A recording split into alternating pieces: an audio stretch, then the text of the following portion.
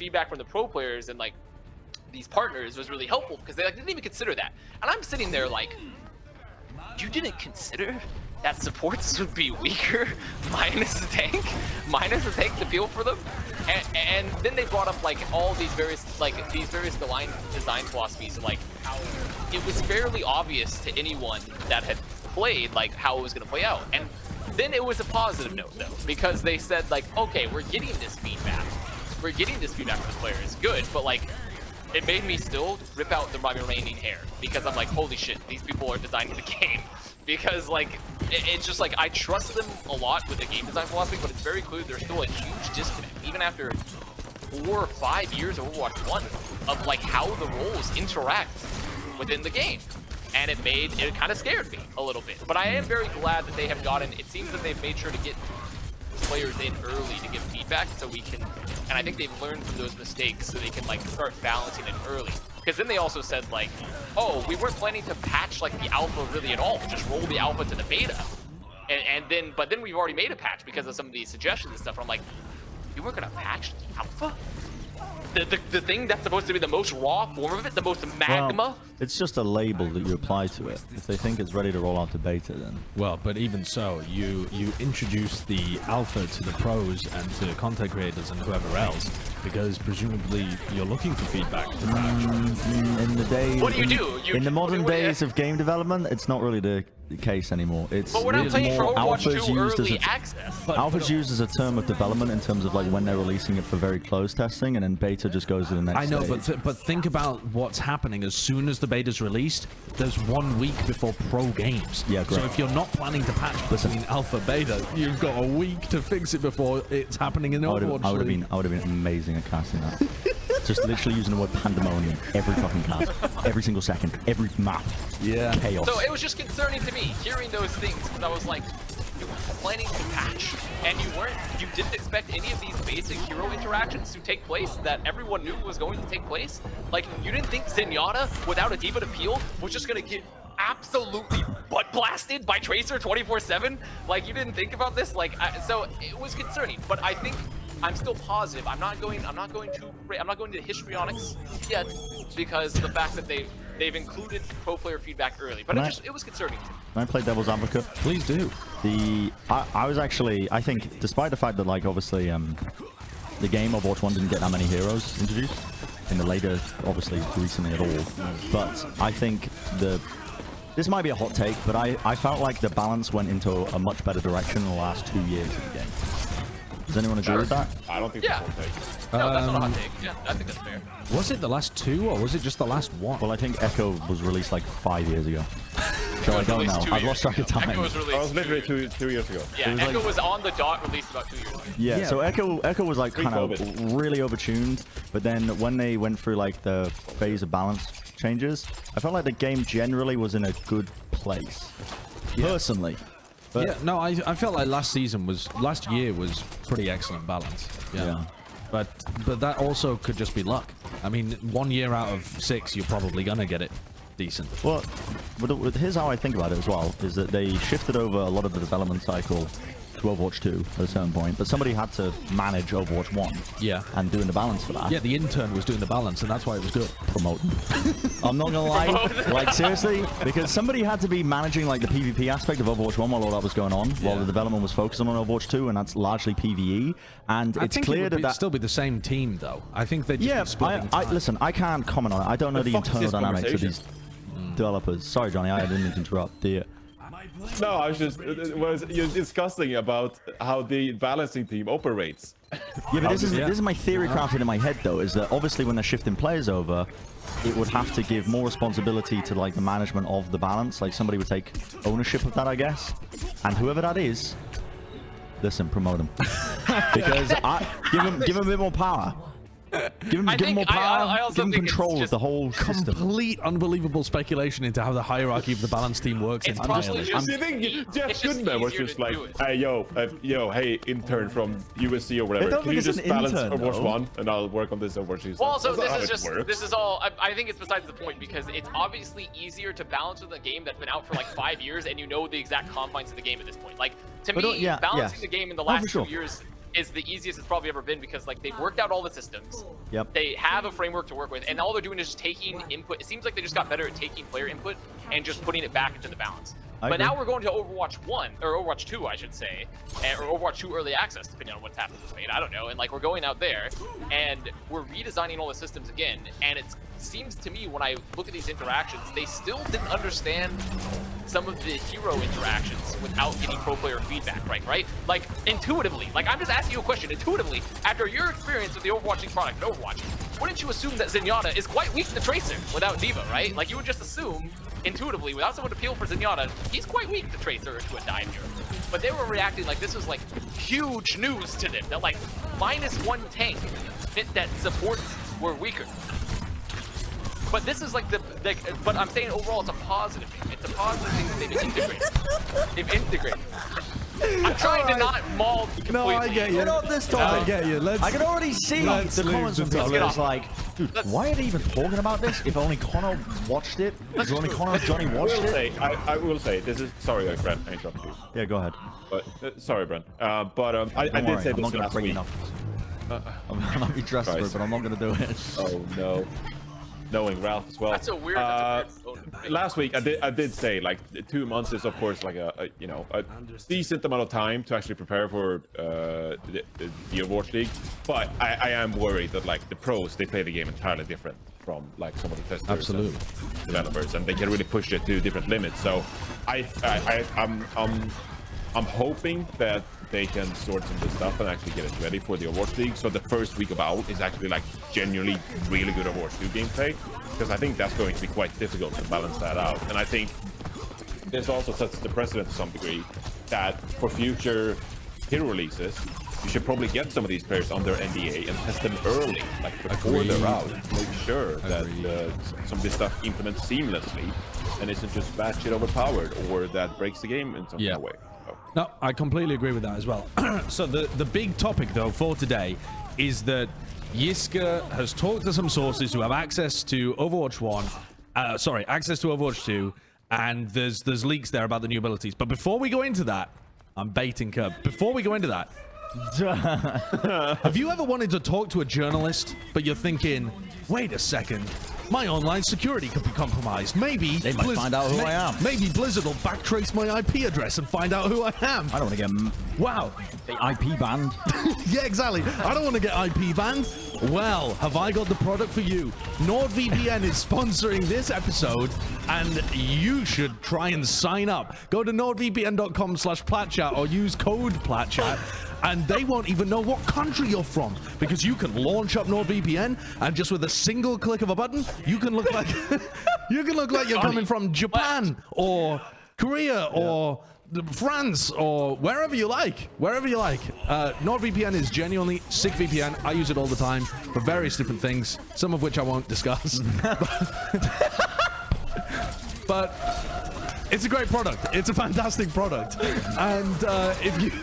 Stop making that face at me, sir. Stop making that face. And they've been kind enough to sponsor our episodes recently as well. So go and check them out. Go and check out our partners.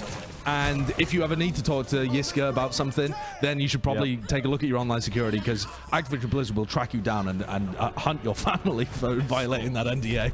Players are going to frame other outplayers now.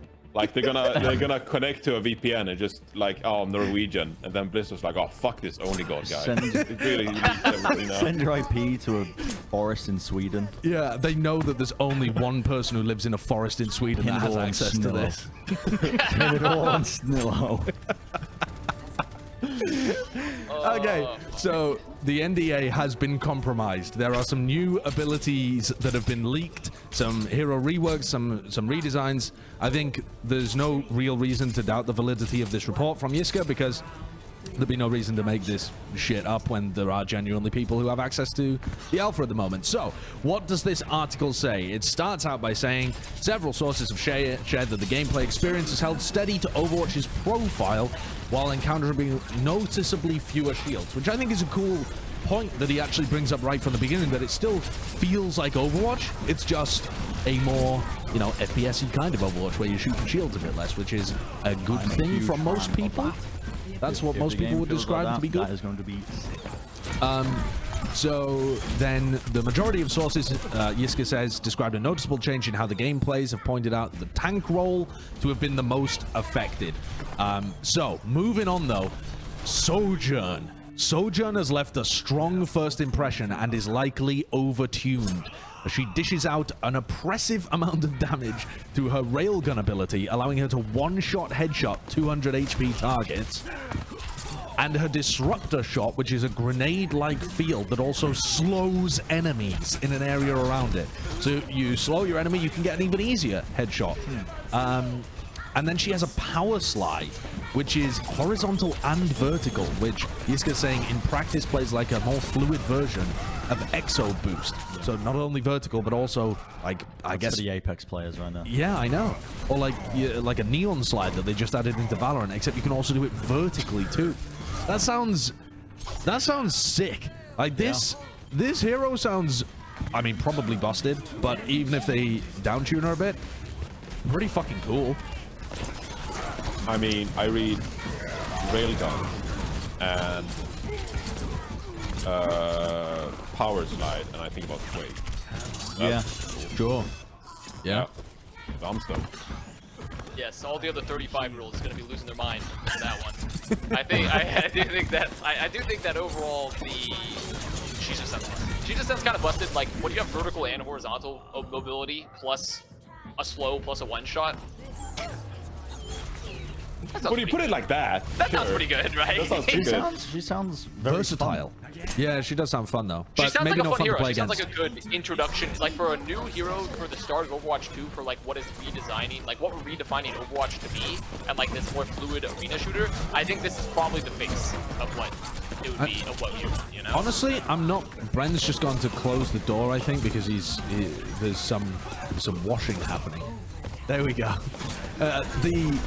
I'm not opposed. I don't know about you lot, but I'm not opposed to having the model of new hero starts out a bit too powerful. Not crazy, but like a bit overtuned, and then they tune them down over time. I'm not opposed to that. That's the game dev classic. I'd actually, yeah, I know, but I know that a lot of the time it's like cynically, we want people to buy this agent or champion if it's Riot, but like you're not gonna buy Sojourn.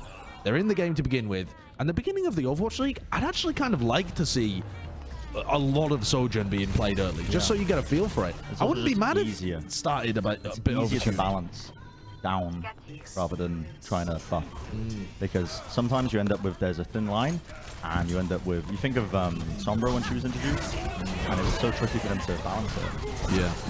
Even Anna as well. They thought Anna was undertuned, right? Because they buffed Anna.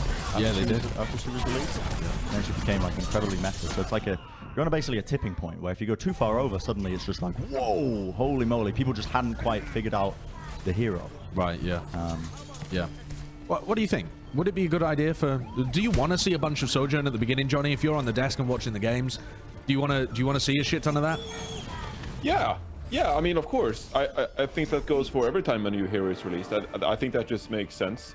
Keep the game refreshing, and you know, whether it's been Echo in the past or Baptiste before that, it's just like, I think that just adds another dimension to the gameplay. That's really fun to follow, and everyone's really excited about it. And we've been waiting for Sojourn for quite some time now. So long. I think everyone is just really stoked to see this in action. It sounds like, given what they're talking about here as well, that it's a pretty packed kit. I mean, if you can one-shot people like Widowmaker, I suppose, like, and then you have a slow as well and a vertical and horizontal movement on a 5-second cooldown, I'm like, okay, when do you need to play Cassidy? When do you need to play Soldier? So Sure. Yeah. it seems Soldier 76. like, yeah, so like it sounds like we'll be getting quite a bit of Sojourn. I'm stoked. If stage 1 was just like known as like the Sojourn stage, I you know, that'd be cool. But if we're going to you know, the mid-season tournament and Sojourn, it turns out to be the best hero in Overwatch history, then I'll be like, come on, guys. Hello. Sure. They did show a little bit of Sojourn in the past, right? With one of their what was it? Was it like I can't remember when they showed it. It definitely It showed was like gameplay. ages ago. It was but I a know long what you're time, talking wasn't it? about. It was like the first when they first revealed, was it like at the end of Overwatch League or something? I literally can't remember. It's been lost we've into definitely the seen misty it. pasts. But yeah, Definitely seen didn't Sojourn have a thing where like she had to hit her regular fire in order to be able to charge up the railgun, and that was the thing that did the one-shot headshots? Am I misremembering that? I don't remember that. I honestly damn. can't remember. What's that Sojourn? What's that BlizzCon 2020?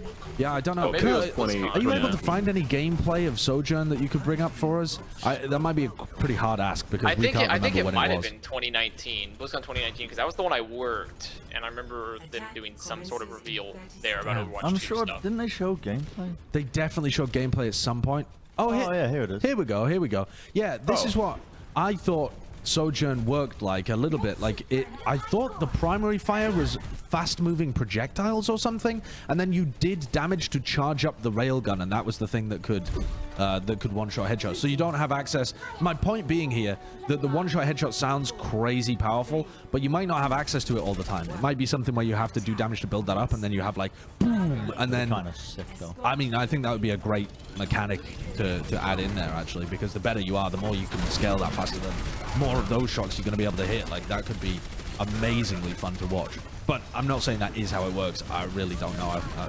Just based on that tiny bit of gameplay. I'm seeing some gameplay build it up. Yeah. Okay, well, let's move on. Let's move further down this article then, for the Yiska article. Moving on from Sojourn, Orisa. So, we've got Orisa coming up, and then Doomfist. So I wanna move on from this to talk fully about Orisa. Is this change gonna make Orisa finally fun? Let's discuss in general. Orisa has been given a fucking spear, a javelin. It's you can do so many things with this thing. Apparently it's like the ability called Energy Spear is a javelin that you throw and it knocks back opponents on hit and deals damage if they whack into a wall.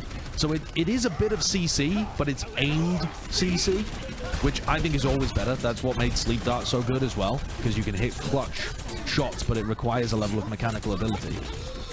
Then she's got Spear Spin that destroys projectiles, so it's a little bit like a defense matrix, but only for projectiles by the sound of it. But it also gives her additional movement speed. And then her ult sounds like something out of a MOBA. I've never heard of something like this in an FPS game, where it pulls opponents towards Orisa in a large radius, reducing damage taken as she becomes immune to crowd control effects and channels. So the longer the ability is channeled, the more damage is dealt. I'm not even sure I really understand that. It sounds like she just sucks people in, almost like a gravity well towards Orisa, and does damage over time, and you have to escape or burst her down, but she doesn't take crowd control and takes reduced damage. So you have to kind of judge whether or not you want to try and burst down the Orisa really fast, or escape, I guess. It sounds like a really cool ult, though, for almost peeling. You know, if like the whole team dives on your backline and you pop that ult, they now have to decide whether they want to focus you or run away. Thinking more generally as well, I always talk about this like the power fantasy of a hero when you play it, right? And keeping that in mind when you like are designing a hero. And with Orisa was always just, it felt like you should be controlling a death robot that should be crushing the skulls of your enemies. You know what I mean? Just like this walking unbelievable death machine. And it was always kind of just... You're a horse that went... Yeah, it was kind of just like a She's a peppery protector of Numbani. Protector of South Africa. like a machine She's like not that. the Terminator. Sure, yeah. But it, you know, you want to feel powerful, especially like the way she looks. Like, if you showed that to somebody who hadn't heard of Overwatch before, they'd think, oh my god, that's like I feel like that enemy's going to charge me down. And like, you know, maybe I've been playing too much Elden Ring, I don't know. But the answer is yes. I remember speaking to Scott Mercer at one of the like post the after party, I guess, at the one of the grand finals. Oh right. And I remember just briefly talking about Orisa and saying, like, from my perspective at the time, I was like, dude, why would anyone? I was like, man, are you guys making changes to Orisa? Like, I can't imagine anybody would play it. And that was just a naive viewpoint, because a lot of people really liked the way Orisa played in terms of just her being simple to play and still feeling effective. Yeah. Because she was like incredibly low demands in terms of the mechanics, Like Hard anybody, to feed. yeah, anybody could play her, which a large portion of the player base really enjoyed playing her. She's like one of the most popular tanks in Overwatch 1. And I think these changes, obviously, they add like more. There's two directions you go in. You either keep her like that, and you severely reduce her effectiveness so that she's not incredibly good at pro play, but she's still good at the lower ranks. Or you try and increase her skill cap, and then you change her in that way so that basically it's easier to balance her in line with the other tanks, I suppose, at the very highest level and in the lowest level. Yeah. You know what I mean? Like, you can't have it both ways. You can't make her very easy to execute and still balance her for pro play and That's quite hard. low at level, least. because it's hard. as soon as you... Yeah, it's basically... It's like... I'm not wording this very well at all, but also... Again, just gonna put this on. I wasn't supposed to be on this episode. Thanks, Jack. The balancing act Thanks, of Matt. making easy to execute hero and also its power needs to be kind of balanced in a way where if you have a hard to execute hero in terms of just the mechanics, then obviously you need to be rewarded for being able to do really well with it in terms of like your output. But it's not gonna. I'm waffling. Just get me off the show. No, I mean, that's a good Get me point. off the show. That's a good Get me point, off the though, show. Fred. I'm tanking out here. I'm tanking. I'm tanking. My material's not working. I turn him in a suit. Oh, he's my- bombing. I'm He's bombing. actually. This is what is it? The lazy duck, whatever it is. It's just Yeah, the lucky duck, I think it the was. lucky duck. Amateur Here it is. comedy night at Oh, Park Shop. fucking hell. All right, Yeah. Connor, Jonathan, give me some of your thoughts on Orisa. Does this sound Someone at with least more cool? brain cells. It sounds cool, but I mean, I guess we'll have to figure out like what she does now, like what role she fills, because obviously, like they've removed very important parts of her. I mean, they kit, removed so, her like, the shield and her barrier. ult. Her Yeah, shield and so- ult are both gone. She's not by any means like a slow shield tank anymore. She has a javelin that she throws. She has something that soaks up projectiles. So it just sounds like offensive Sigma to me, I guess. And then she has like an AoE ult. So I don't know what I guess it sounds like a cool kit. I'm just concerned like what does, like, if you play Orisa, like what are you trying to do to your team? I guess- view Orisa as when you look at her kit holistically, I view her as now she is an extremely offensive, like, disruptor type of character, because like, so her fortify she kept, but you get more HP while also taking reduced damage. So, and then her spear spin, which is replacing her shield, she moves faster and it absorbs projectiles in front of it and it pushes enemies away. So when I view that, I view that as like, if you're fortifying and dropping the spear spin, you're like, and maybe before that you throw a javelin, right? So you hit someone with the javelin, they're pinned against the wall for a second. If you don't have damage, then you engage really quickly. And like maybe you have your ult ready, right? Then you have your ult ready, and then you drop the ult. And then like everyone's drawn in, and then, oh, what's that Jinmu up in the sky? He drops the barrage, everyone dies in the fucking ult because it's all being drawn towards the wrist. It's like a grab almost, you know? Yeah, it sounds a bit like a grab. So like, to me, I view Orisa now as like she's essentially an engage-heavy brawler. It's like she's something that you can like do damage with, but also disrupt people, pin them down, like bring them towards you. She's kind of she's able to get into the fight, be a little tanky while she's getting into it. So but afterwards she might not be as survivable. I do worry a bit because like, so she doesn't have a shield anymore. I wonder what her cooldown is for both the fortify and her like. Fortify is her ult. No. No, it's not. Her What? ult's the Terra Lance, which is the thing where it drags people into you and it does damage. She doesn't have fortify. It says at the top she only Yes, kept her she fortify only up, kept her Oh. fortify. which now It just now gives her also HP. gives Yeah. I additional thought it HP. baked into her ult. 'Cause No. No, just the no, damage the taken fortify immediately is- out of control. They stack by the sound of it, but we don't know all of the details involved. But yeah, it sounds like they stack. To me, I think Here's what's my- more important than even all of this is just, are people actually going to find her engaging to play? I think And that a kid sounds cool as fuck. me just I think reading that, I want to play Orisa. Yeah. Me just reading that is like, yeah, I want to chuck spears at people. Fucking yeah, I do. So Also, I want to be like, sounds I cool. just when you pop your ult, you just want to be like a whirlpool that sucks everyone in. They can't escape, and you don't take damage, and you can't get CC'd. Dude. It just sounds like a dick move. It just sounds Yeah. cool. Give Like, me it a just sounds fucking cool. blink dagger and I go in and smash that thing. I'm ready. Is it more people in? Yes. Yes, Is it that's what I reverse said. polarity? Is it Magnus? Essentially, it's like a yeah. grab, but she takes less damage while she's doing it, and she can't be CC. Dude, that is, And the she longer actually it does channels, sound the more damage she crazy. does. It sounds I awesome. want to It play her. sounds You've got an Anna miles away just healing her up, so you can't even kill her while she's doing this. You pop your Fortify, you pop Wow, the Terror you're Lance. thinking of that, but you're not including the additional variables, Okay. which is the enemy team's Gunslinger. Firing from the backline. Sojourn as well, she's slowing them up. Right. No, Doing that does 200 make 200 sense. That's why you need the damage per Blink Dagger. That does Yeah, make that's sense. why you buy Blink Dagger first. Rush Blink Dagger, no boots. But I think this is the exact rework they needed, though, to potentially make Orisa a viable character in Overwatch 2. You needed something that was going to be, like, you could have more impact and be brawly and not be stuck down to shields. The shields in general are going to be a lot worse in Overwatch 2. Yeah. Okay, so moving on down the list, though. We go from Orisa to Doomfist. And we had only just had the confirmation that Doomfist was a tank. And then there's this article that lays out the abilities and tries to explain what they are. I mean, okay, Doomfist has moved into the tank role and had his kit adjusted as well as his HP increased. Already in Gunba's mode, what had they done in that? Actually, I don't think Doomfist had even been adjusted in that mode, had they? No, he was pickable He as was. a tank in the workshop.